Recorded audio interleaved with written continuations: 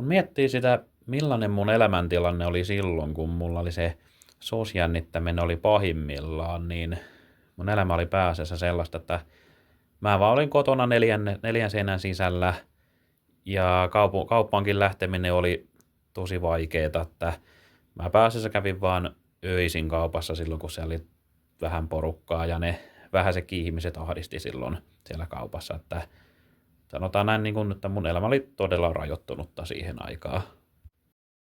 Kun jännittäminen oli pahimmillaan, elämäni oli todella rajoittunutta. En lähtenyt kotoa mihinkään, ellei ollut pakko. Koin yksinäisyyttä ja sosiaaliset tilanteet olivat ahdistavia. Jännittämiseni taustalla on koulukiusaamista. Olen luonteeltani aina ollut arka. Se mun jännittäminen on johtunut pääasiassa kiusaamisesta.